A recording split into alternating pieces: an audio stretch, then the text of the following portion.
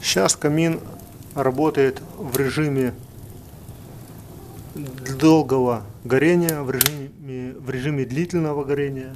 Сверху установлена пластина, которая рассекает языки пламени, дыма, и тем самым немножечко больше камин будет работать, немножечко интереснее пламя будет играть в самой топке. Сзади зуб убранный и никакого задымления нету. А вот такая тяга.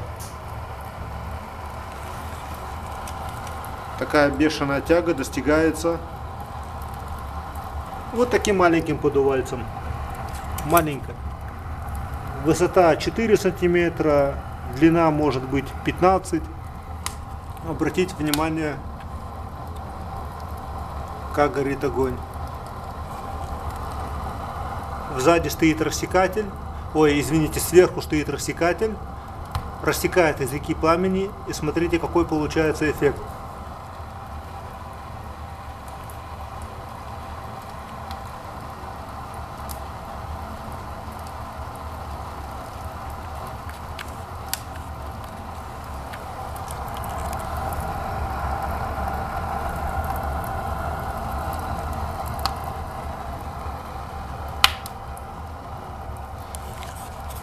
А это стекло немножечко подкоптило. Ну, не суть. Здравствуйте! Сегодня я буду устанавливать чугунную топку каминную, обкладывать ее кирпичом, и сверху будет монтироваться гипсокартоновая фасадная часть из гипсокартона. То есть у нас будет чугунный камин, снизу он будет обложен кирпичом, а сверху будет монтироваться гипсокартон.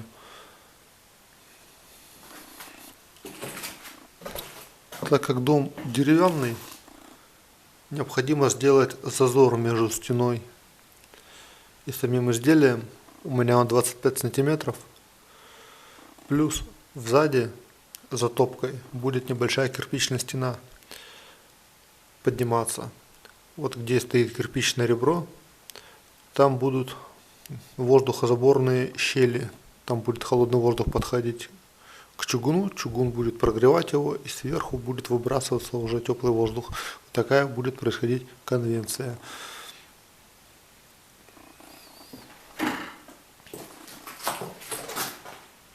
Кирпича уйдет сюда примерно 400 штук. Не такое большое изделие, как кажется с виду. Думаю, сделаю дней за 5. Как я говорил ранее, чтобы топка выдавала тепло, чугунная топка, она очень хорошо греется, ей надо приточку свежего воздуха снизу. Вот сделаны отверстия, через которые будет проходить холодный воздух, комнатный воздух. Топка будет нагревать, и более горячий будет подниматься кверху. Тем самым создается движение воздушной массы и засасывается более холодный воздух. И вот такая получается конвекция. Вот так топка выглядит изнутри. Передняя часть стоит на пьедестальчике, на ступеньке, которая перед топкой, а под заднюю я поставил кирпичики. Обратите внимание на швы. Это кераминовский кирпич, не самого лучшего качества. Не буду больше говорить плохого. В общем, вертикальный шов сильно отличается от горизонтального. Горизонтальный шов примерно 4-5 мм. Кирпич гуляет, радиус у него тоже разный. А вертикальный он всегда больше. Обратите внимание, здесь шов примерно 3 мм. А здесь визуально за счет радиуса и за счет того, что нету 90 градусов у кирпича, здесь он получается больше. Раза в 2, иногда даже в 3. И так на всех кирпичах, и на Витебском, и на Родошковическом, А вот на кераминовском особо это хорошо заметно, именно потому, что нету фаски на горизонтальном шве. Если у витебского кирпича есть фаска, то у кераминовского совсем нету. Вот такая вот интересная заметка. Вот еще один момент. Видно, что шва тут практически нету. Вот он. Пожалуй, даже меньше миллиметра. Вот он.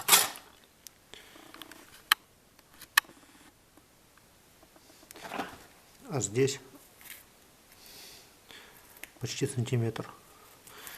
И меньше он не выколупывается, потому что здесь идет плавный радиус. Это шов глубоко заходит достаточно. Если его сковырнуть поглубже, будет дырка. Поэтому, когда будете строить печь, имейте в виду, что вертикальные швы они больше.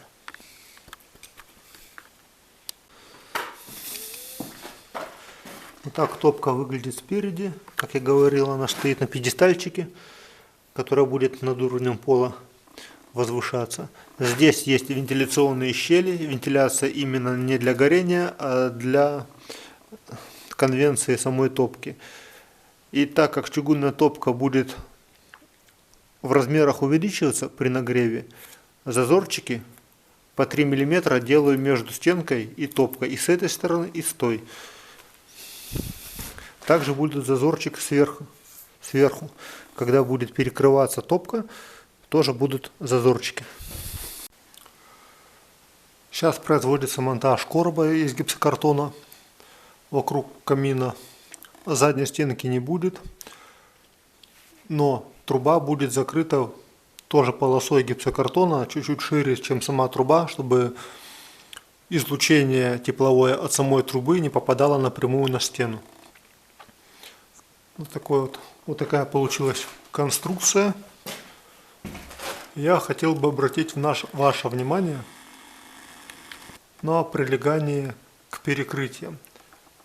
Там видно, есть переходная конструкция квадратная, через которую проходит труба, вовнутрь насыпается либо керамзит, либо шлаковато укладывается. Я ее сделал на 7 сантиметров ниже потолка. То есть на чердак проходит. На чердаке тоже есть место, куда насыпать керамзит. Будет засыпаться здесь керамзит. А сантиметров 15 от потолка, где прикручен гипсокартон, вот с одной стороны, обратите внимание, все это пространство будет закладываться утеплителем, чтобы весь жар не попадал напрямую в потолок. Это надо по пожарным требованиям, по пожарной безопасности, так как распушки тут не предусмотрено нормальной, будет иметь место вот такая импровизация.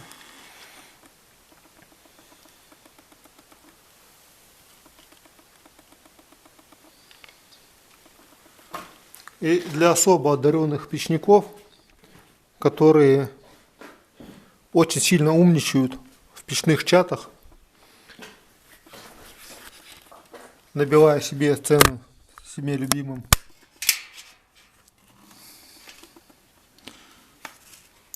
для особо умных печников, которые набивают себе цену и хаят всех других своих конкурентов, почем зря. Обратите внимание, друзья, печники и не печники, как выполнен дымосборник у этой чугунной топки. Какой угол? Тут угол меньше 45 градусов и тяга великолепно. Здесь не какие-нибудь самоделки делали топку. Тут инженера рассчитывали.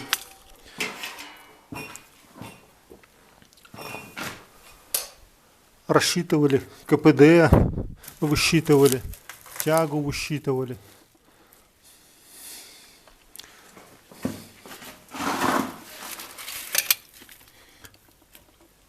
Вот небольшой куполок, совсем небольшой.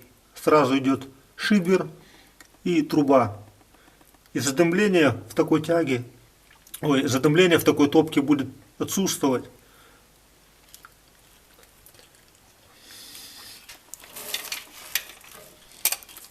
Так что мнение свое держите при себе и будьте нормальными печниками, а не собачьими. Потому что собачиться – это дурной тон. Если вы собачитесь, значит это свора, а не сообщество. Давайте жить дружно. Читайте литературу и будьте, пожалуйста, вежливы с друг другом. Мы же в средневековье живем все-таки. Так, камин я доделал, подпалил. Тяга тут великолепная. Даже при розжиге дым в помещение не шел. Давайте посмотрим, как топка устроена изнутри.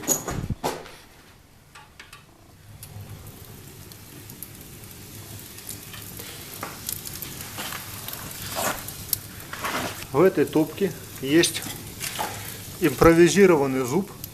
Вот он, задняя стеночка, ее можно убрать или немножечко выдвинуть.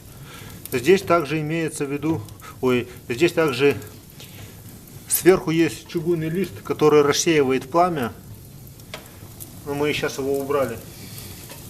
И на который падает конденсат в случае появления. Вот этот лист. Обратите внимание, он вогнутый, чтобы конденсат, который может возникнуть, скапливался и не падал в топку, потом испарялся при следующем розжиге. Мы его пока убрали. Смотрим, как устроен чугунный свод. А свод тут весьма пологий. Вот видно сразу юшка, градусов 20, наверное, 25 уклон свода. Этого хватает для сбора дымовых газов. Это специальное обращение для неверующих, которым надо выше очага, тоже такую же в эквиваленте выше очага, чтобы было такое же пространство для сбора дымовых газов. Это все бред лохотронщиков, бред собачьих печников, которые могут только гавкаться, а сами из себя ничего не представляют. Вот доказательство. Этот камин проектировался инженерами, тестировался неоднократно и печниками, и на производстве. Прежде чем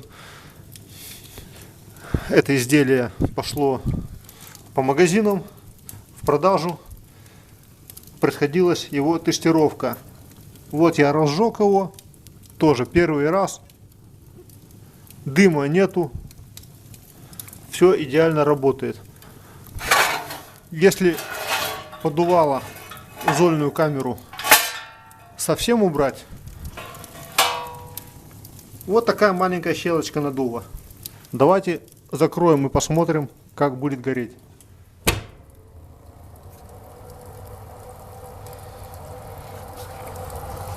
Вы слышите этот шум?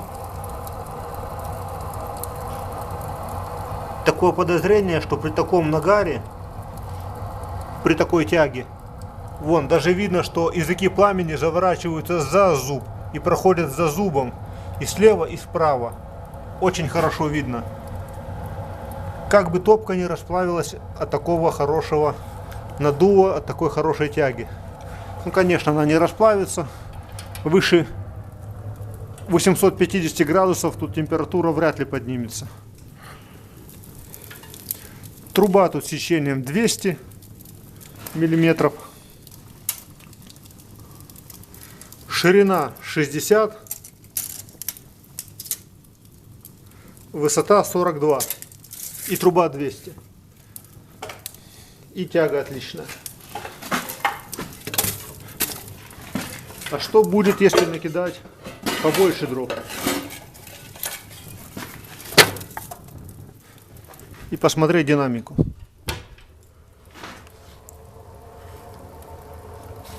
Вы слышите ракетный двигатель?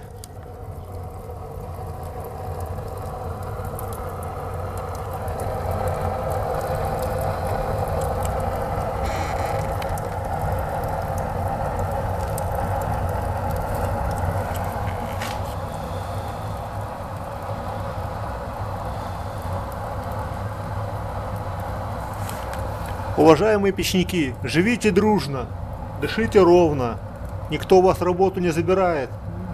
Незачем плохо говорить про другие работы. На вас работы тоже хватит. Живите мирно, дружно, будьте нормальными людьми. Вы же все-таки сообщество, а не свора собачья.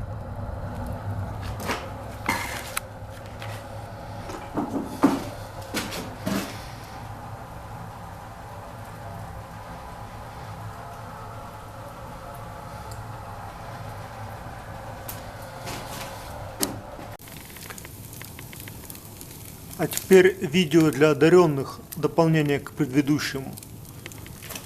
Сейчас зуб сзади убран. Сейчас он вертикальный, считайте, не наклонная задняя стенка, вертикальная. Плюс, обратите внимание на потолок. На своде лежит пластина, которая рассекает языки пламени вместе с дымом. И дым не выходит наружу. Я понимаю, что дверка не сильно большая. Но для тех, кто одаренный, у которого 10 труб должно быть сверху, у которого там какая-то камера мифическая сверху должна быть. Это видео как раз для вас, для умников, умниц, которые не шарят в печном деле. Как вы объясните, что камин работает, если рассеивается поток газа, поток пламени и не имеет задымления? Раз вы такие умные, умничаете, объясните всем, что вы реально умные, а не просто подсиралы, подзаборные.